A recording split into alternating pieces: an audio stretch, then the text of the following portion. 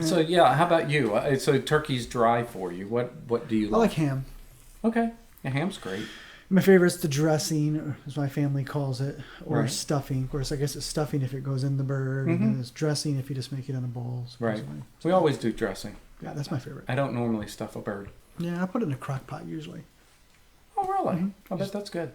You know, my mom used to make dressing, but she would make them. They kind of look like little biscuits. Like in a muffin pan? No, she would just. I don't know how. I've never had them before, other than what my Get mom out, did. She really? made them, and they were that, and they went on these just I on bet a she made flat them in a pan. muffin pan. No, she did not make them in a muffin pan. That reminds me of a song. What's that? Do you know the muffin pan? Do you know the muffin pan? The muffin pan, the muffin pan. Oh, do you know the muffin pan who lives in Dory Land? Dressing. I didn't substitute it. Well, yeah, it just doesn't work. No, it doesn't. Yeah. I like it though.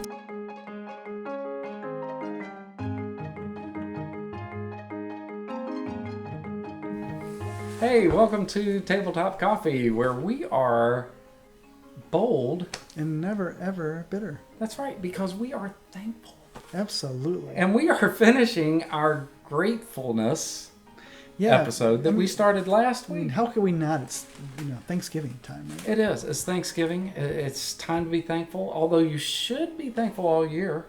And that's what we're talking about. We're talking about how you can take that kind of feeling, instead of having it just one day out of the year, try and blend it into your life for every day. And we went through, last week, we went through the first 5 Right. in our top 10 list. And that was very cool. It was great. So we're going to finish that up this week. Yeah, if you haven't seen the other ones, go back and watch that. Really, really good. Yeah, and we'll put a link down in the description. We'll also put a link at the end of this video for the first one, so you can go back and watch that one. It doesn't really matter what order, because they're not in any actual order from 10 to 1. Yeah. But I will tell you, number 1, I think is a number 1. I think so. Yeah, so that's good. I like that one a lot. So let's get started. We're going to start on number 5. All right. Stay tuned.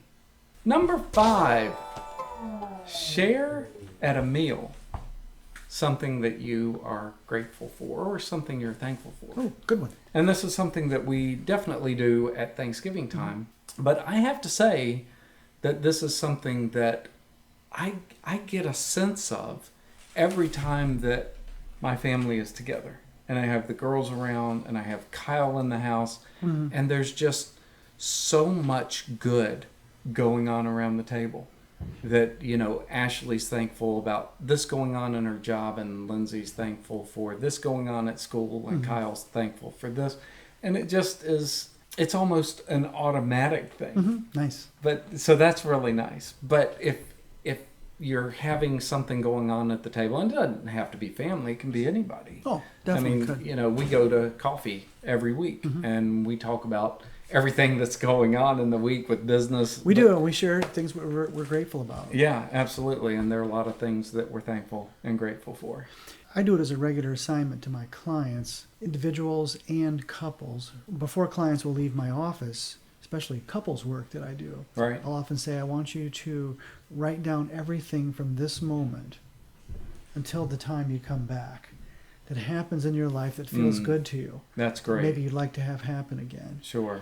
And so I say you can make a paper list, you can make an electronic list, but I'll begin our next session by saying, tell me what's happened since last we talked that's felt good, that you would like to see keep happening. And they'll read their list to me, because if they have problems they want to talk about, I still want to talk about them, but I want them to talk about it through the lens of gratitude. Right.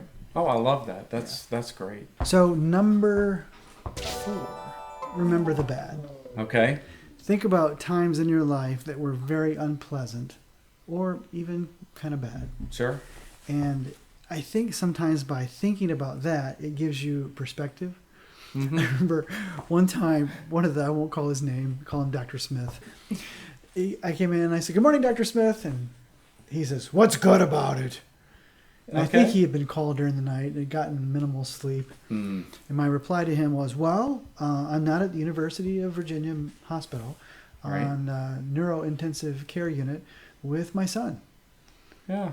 And he says, "Well, I guess according to that mile marker, it is a good day." And then he stomped off. Oh, really? Yeah. Oh, my goodness. He did. He was having a bad morning. I would just have to sit back and reevaluate where I was if somebody had said that to me. Yeah, and that actually happened. But when I think about those days, I mean, right. Sam about died when he was 10 and a half months old. He about died.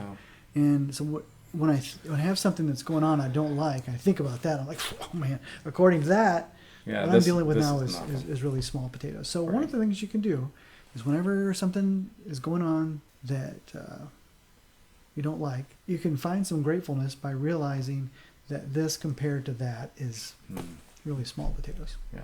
And we all go through things like that in our lives that we can look back on and say, whew, that was bad. This is not great, but this is nothing compared to that. Absolutely. All right, number 3. Sure. Use visual reminders. Oh, like cues. Yeah, like cues. So you look at something that gives you a reminder of something that happened in your life that you were grateful for or thankful for. Or, I always wear hats, and I am, most of the hats that I wear have significance. Oh, yeah, like Hilton Head. Hilton Head, and this hat is Virginia Beach. Yep. I think this one's Virginia Beach. That was given to me by Rob. Mm-hmm. And it's a really, really super nice hat. And whenever Rob gets me a hat, it's always something really nice. Yeah. And it takes me to that time, and he was thoughtful enough to do that for me.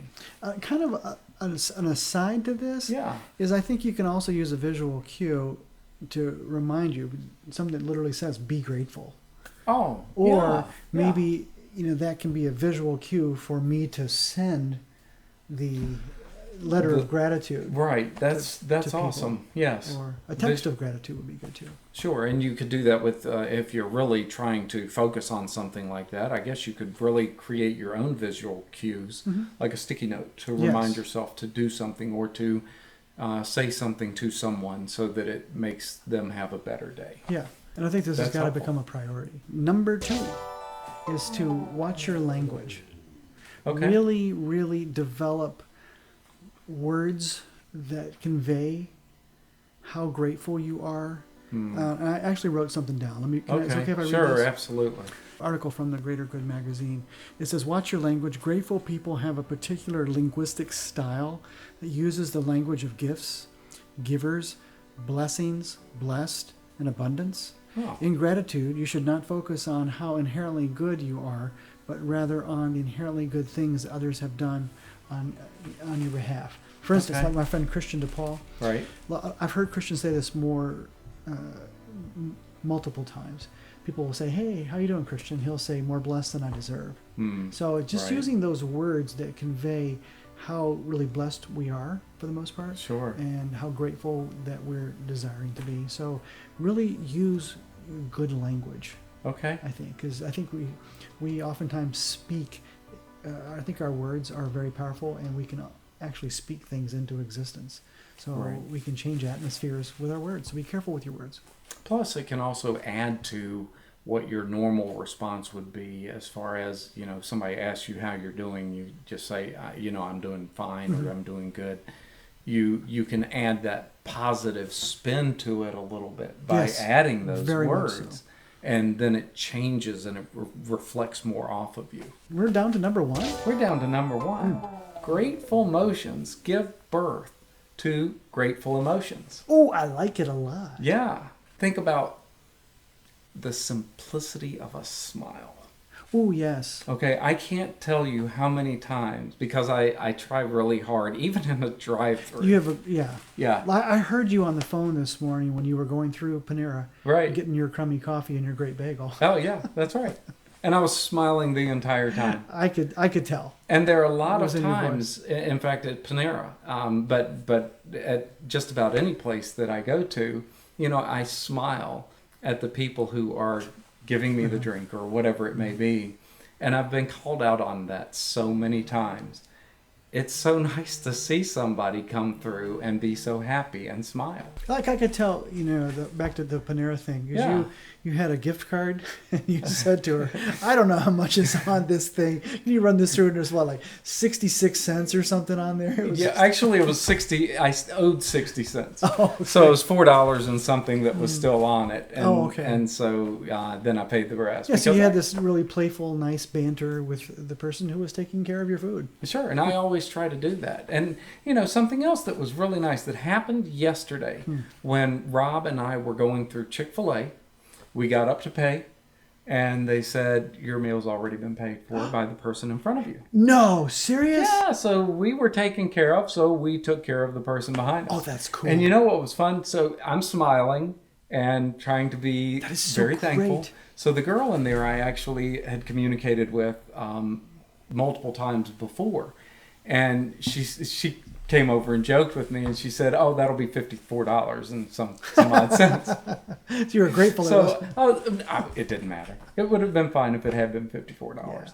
But then she said, "Oh, no, it's $16 and whatever cents," and I was like, "Yeah, that's fine, whatever." Oh, that's good. But that was great, and so Rob and I will go to Chick-fil-A probably once a week. Mm-hmm. And we know most of the people who are there, and they'll joke with us and have a good time with us because that's just the kind of relationship we try to build. Exactly. Just at a window.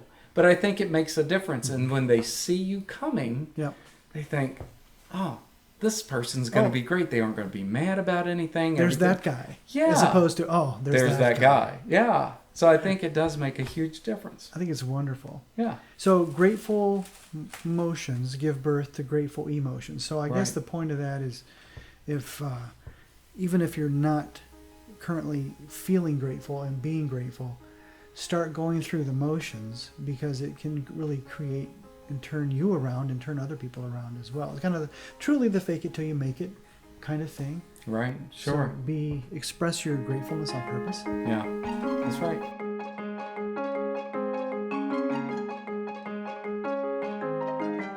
Well, that wraps up our top 10 ways to be grateful throughout the entire year. Thanks so much for joining us. If you like the content, make sure that you subscribe and make sure to click that bell so that you're notified of other episodes that are coming out. And make sure to like it. Yep, like it, share it with your friends. And also, this was the bottom 5 or the last 5 in the top 10. So if you didn't see the last video, be sure and look at the links below down in the description. Go back and watch that first set. And, we're so happy that you're here. We're thankful that you're here with us. Very much. Yep. Until next time. Thanks, y'all.